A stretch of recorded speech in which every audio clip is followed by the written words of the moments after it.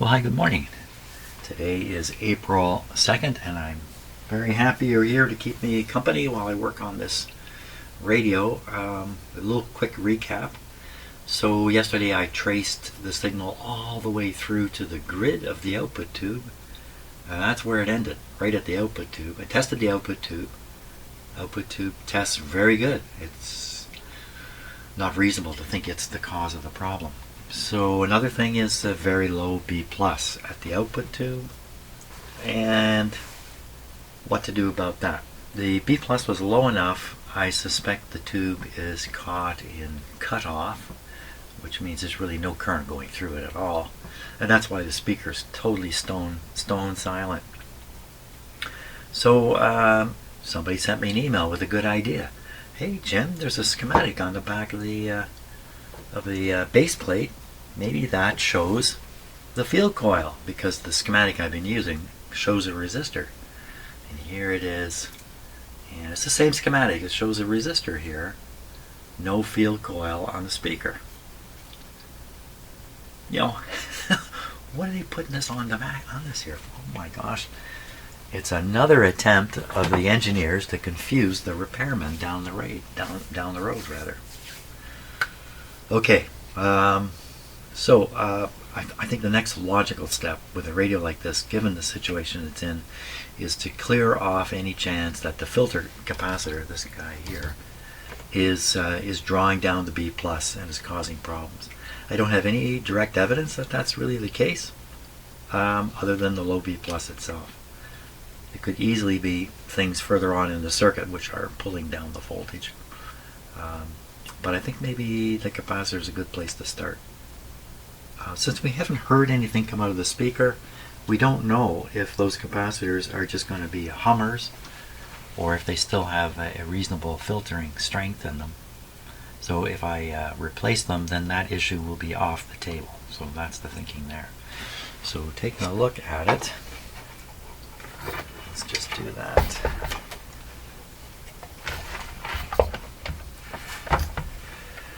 Filter capacitors up in here. It's quite open in this area, so I think it should be fairly easy to. That's not the filter. This is the filter capacitor. Oh, it's got lots of wire. The opposite is true. It has lots of wires going to it. Yeah. Okay. Let's just turn some lights up here.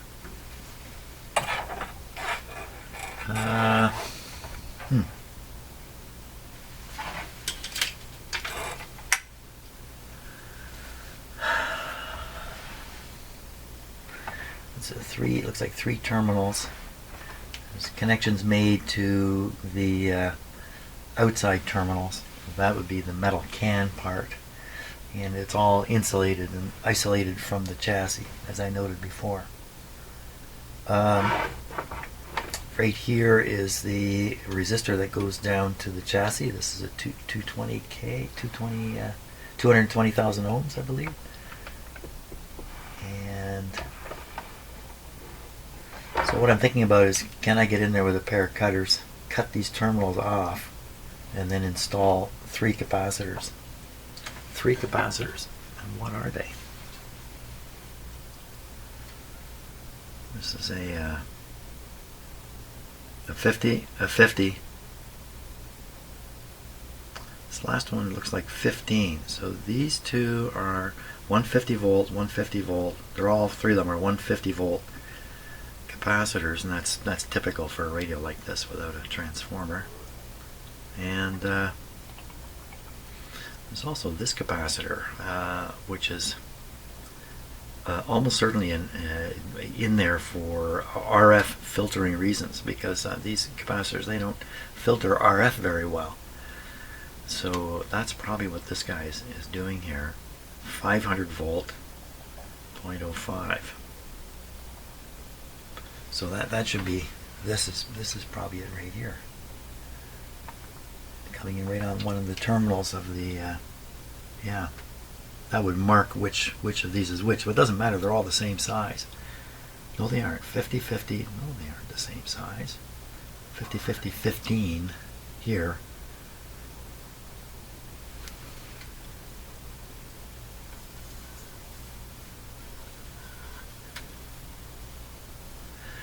So they've really filtering it very a lot. They're filtering it very a lot out here, and then sending the very a lot filtered signal all the way up to the initial grids, this one anyway. And of course any hum out here gets amplified through the radio. So that's what's happening. So this is not a bypass. Oh, here's the bypass. That's right. That's right. That's right. I remember this now. Too many radios gone by me. I get too much stuff in my head for too many radios. So okay.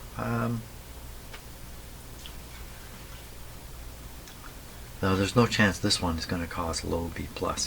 If it's going to be a filter capacitor, it's going to be, really, it would be probably this one in this section here.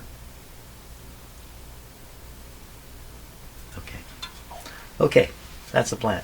I'm going to install 3 capacitors here, and I might as well change this one out, and we'll get rid of the electrolytic capacitors in the radio, and then we'll test it after that. Good plan.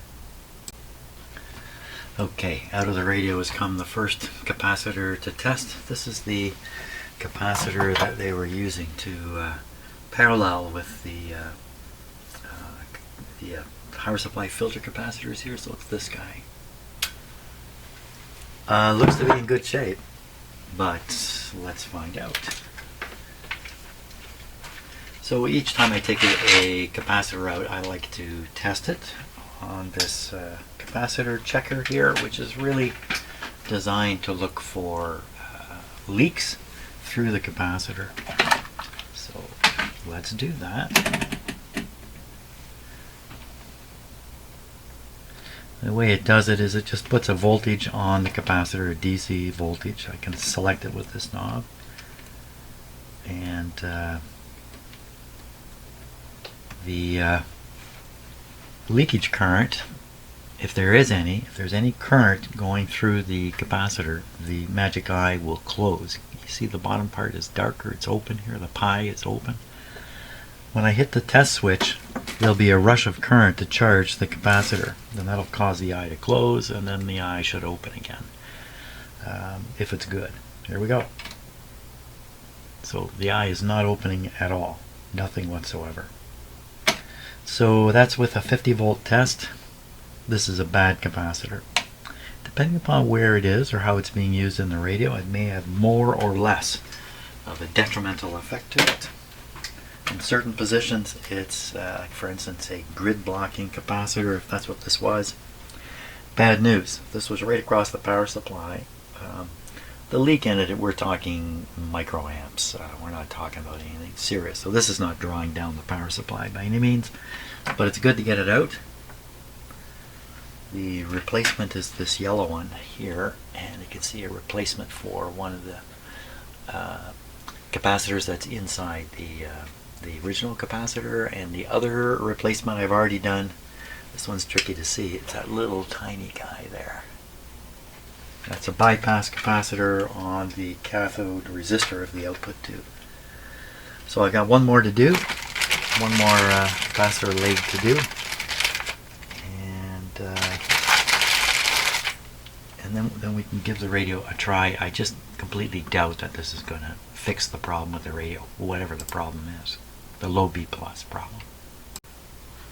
Okay, here's the second capacitor cut out of there, but this one's electrolytic, and I can test it on my high voltage tester there, but I don't know how to interpret the results exactly. So I have this little meter, this fantastic meter. Every time I pull this out, all the rest of my equipment in my shop gets shaky. They go, oh, what's that thing? Yeah, it's got a computer in it, guys. A what? What? Computerized equipment in your shop? Yeah. Cheap too. Cheaper than all the rest of you guys here. Okay, here we go. What's this going to say? So it says it's a capacitor. It came back really quick, which is a little bit surprising. It's 4,000 picofarads. My gosh, that's way off, because this is 20 microfarads. So let's see, 4,000 picofarads is the same as 4 nanofarads is the same as 0.004. There's nothing in here. There's nothing left of this thing. Maybe I didn't make a good connection to the wire here. I don't know, let's try it again, because that's a little hard to believe that it's that bad. Well, there you are, same reading. V loss 0. That's kind of weird. Yeah, it's a bad capacitor. Bad boy. He's a bad boy. According to that test, and I think it's probably valid, there's no capacitance left in here. Okay, so I've put in 4 capacitors here, 3 of them right in the power supply. 1, 2, 3, and then the little guy here to replace the one I just showed you. Replace this guy, this little tiny guy. Okay, so I'm going to have a little coffee, and then we're going to turn this radio on and find out how many of those I put in backwards. I have this knack for putting electrolytic capacitors in backwards. I'm very good at it. Okay, so I'm going to be ready to measure the B plus as soon as we turn the radio on, or shortly afterwards actually. Get it on this meter here. This is set to 150 positive. I have the ground connected to B minus. Now in the information for this radio it says connect to the chassis. That doesn't make a lot of sense to me. Could be that the concern is you're working without an isolation transformer or that kind of stuff, and hooking up to right to the B minus would be a bit of a danger. But here with an isolation transformer I can make one ground connection anywhere into the radio, really anywhere at all. Just one though. Everything has to be grounded to the same point. It's a little like having a battery in your hand and hooking a wire up to one end. It's, you know, as long as you don't hook another wire up to the other end, you're okay. Something like that. Okay, I think I'm all set here. Practicing now. So we want to read here, here, and here. Those are the 3 B plus filter capacitors. You can maybe kind of see them on the diagram there. Okay, volume down, because who knows? And the antenna is not switched on down here, I don't think, but let's go ahead anyway, because I think I'll still be able to tell. Okay, so dim bulb's going in, and I just use one bulb on this in case I've done something wrong. It's going to be a little hard to tell because the bulb will be bright. Here we go. She's bright. She's very bright. It's hard for me to tell too, but I believe it's going down as it should. All of 54 volts here. Probably not enough to do anything. If we screw in the other light bulb, the voltage will go right up very close to the operating voltage of the radio. Well, we're at 70 volts. Any chance? No chance. Okay, we'll leave it with 70 volts. What do we got happening here? My meter's not responding at all. Jim, what did you do to this radio? Okay, we're going to jack up the voltage here. My assumption is just way too low. There we go. Okay, we're going up 80, now 110. 110. What do we got now? We got the same small B plus voltage that we had before. That's that one. That's that one. That's that one. So this one we've got 70 volts on it. We're supplying the radio with only 100 volts. So let's supply it with what it's really looking for. Say 115 or so. I'm watching the meter here. That's what I'm watching. Okay, so we're up around 115. Yeah. Okay, 115. What do we got now? This was the high one here. So just a little higher, 85 volts. Wow. still seems low. And then these ones back here, you know, it's really low. 50 volt scale on the meter now. You know, it's 35 volts. So we're not out of the woods yet. Something's going on here. And do we hear anything yet?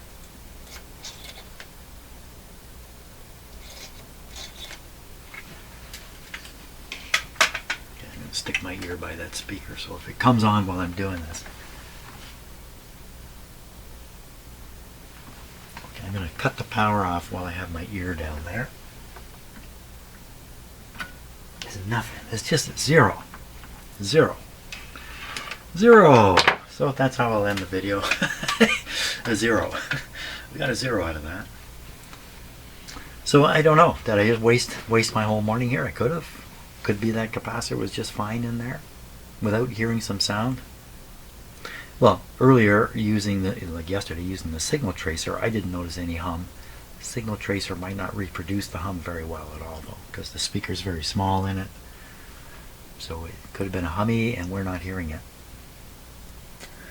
So why you're not working, radio? We'll have to wait till tomorrow to try to find out more about what's up with this guy. Thanks a lot for watching, and I'm off to have a wonderful day. It's beautiful sunshine outside. It's going up to nearly 20 degrees today. It's like sort of springtime. Yeah, well, I guess it is kind of springtime. Thanks a lot for watching, and see you on the next video.